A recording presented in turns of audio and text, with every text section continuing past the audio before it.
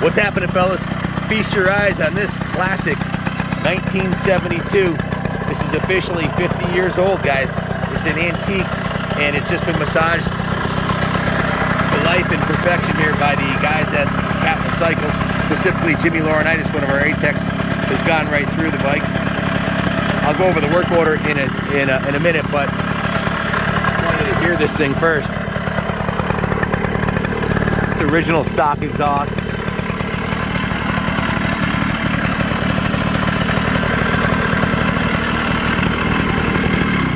This bike was, all the mechanical work was done by Jimmy Laurinaitis. I have a $2,100 preservation and restoration service invoice I'll go over in a minute. But before I do that, we'll talk about the bike a little bit.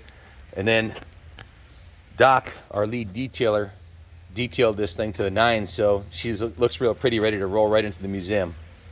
In memory of Father's Day, or in honor of Father's Day, I bought up a couple of vintage Suzuki ads on this bike, and I want to read you the Suzuki ad from 1972. I was 7 years old. Dear Dad, why I want a Suzuki trail bike? I want one because it's a whole new kind of fun machine for riding in the dirt or country. Like if you and I went fishing or on a hike, or even just down to some field on a Saturday. We could take turns riding it. Both the seat and handlebars are adjustable. We could carry it in the trunk because the handlebars swing in and the front wheel is removable. It really is a neat mini bike. They built it out of reinforced steel, just like the big Suzuki motorcycles. It'll last a long time. It has a big headlight, hand-operated front and rear brakes, and an extra long padded seat. It has front and rear suspension, a louvered muffler guard, and a special tank cover.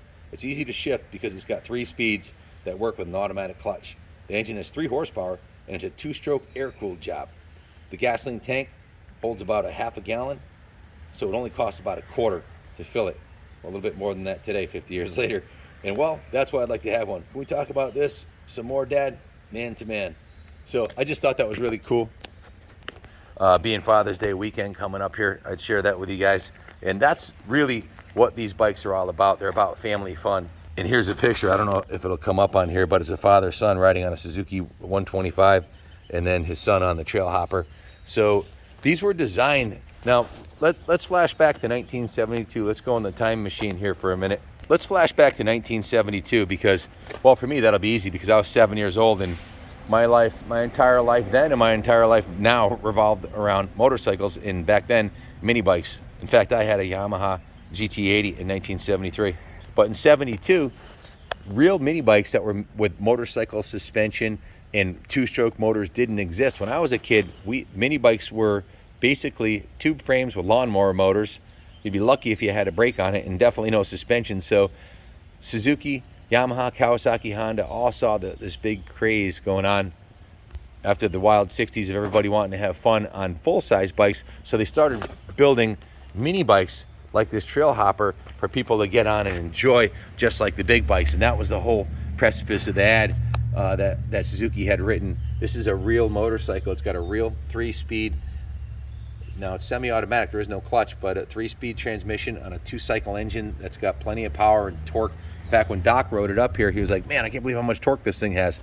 Front suspension, brakes, lights. It was actually street legal too. You could register this thing and ride it on the road. So definitely an era that marked a lot of progress in the motorcycle industry. So the good news is the seat cover looks brand new. The paint job's really nice on the bike. You can see it's got a lot of new components on there, service components. The bad news is I've got a $2,100 work order, and some of the stuff that you see on the bike wasn't part of that. So there's been a lot of money invested in this. We bought it from a collector. We paid a premium for it because these are extremely rare and highly collectible. Before I read the work order, Bill Blythe, our resident editor, actually wrote up an ad for the bike that I want to read to you. So Suzuki's portable 50cc 2-stroke trail bike can be easily transported with fold-down handlebars and quick detached front wheel. Has auto lube and reed valve induction, also known as the Trailzilla. You might have heard of the TMzilla or the RMzilla. This one was called the Trailzilla. It's a great pit bike or pit crawler, referred to as the Mini Mo in Europe, and it's street legal in many states. 3-speed manual train with an automatic clutch. Gets 90 miles per gallon. 0.66 gallon fuel tank, so you can go about 80 miles on a tank. Lightweight, agile, and it's got a wicked 3 horsepower, 2-stroke cult classic, ultra reliable 50cc 2-stroke motor. Motorcycle suspension and brakes, unique sporty look with top quality finish, excellent handling and performance, and it's a fun machine with many uses. Easy to ride and maneuverable. Great as a first bike with a low seat height. So if you got a beginner who doesn't want to clutch, it's easy to hop on or ride. It's not too fast to get them in trouble. And did I mention this is highly collectible? It's a 50-year-old antique, so it's a good investment. It's going to go up in value. It's stock and original. Cool little machine, and it's a well cared for one-owner bike that looks and runs like new. Bad news is we just invested $2,100 in the parts and labor on top of the cost of buying the bike and shipping it from Pennsylvania here. So we've got a substantial investment into it. Now, labor of love, we'll call it, because very, very rarely do we make any money on these mini bikes by the time we bring them in and restore them, because, well, the market is what it is. So as far as the engine goes, the compression test, a perfect 150 PSI. It's got a new NGK spark plug. It's got a new UASA battery. We went right through the whole car, did a full carb service, new OEM O-ring seals and gaskets, drained and flushed the fuel tank, new inline fuel valve, new fuel lines, fresh non-ethanol fuel mixed at 32:1. The air cleaner's been serviced. We installed new OEM ignition points and set the gap. We set the ignition timing to spec. It's got fresh MTL transmission oil, a new drain plug washer. We topped up the injector oil with Bellray 2-stroke, new OEM throttle brake cable, new OEM throttle and brake cable. I'm sorry. Power lubed and adjusted all the cables, lubed all the control pivot points, cleaned and lubed the brake cams, adjusted the brakes, adjusted the final drive chain, set the tire pressures, did a full nut and bolt check, hot water pressure washed, steam cleaned and hand washed, polished and waxed it to perfection, polished the engine cases, the exhaust, the wheels, the forks, and all the chrome, buffed and polished the frame and other painted parts, did some minor touch up on the paint. Bike runs and rides great, ready for a lifetime of enjoyment. Perfect opportunity to own a classic trail hopper in great condition. Give us a call, 860-454-7024. Monday through Friday, 9 to 5 if you have any questions. But here's the bottom line on the work order. It was actually $2,157.84. And it's several pages long here, as you can see. Now, the auto lube injection on these was not considered reliable, and there's some history of these engines seizing with that. So we've converted it to premix. It's no longer auto lube. All you got to do is mix a gallon of gas and you're good to go for pretty much the whole season, and there's no issues reliability.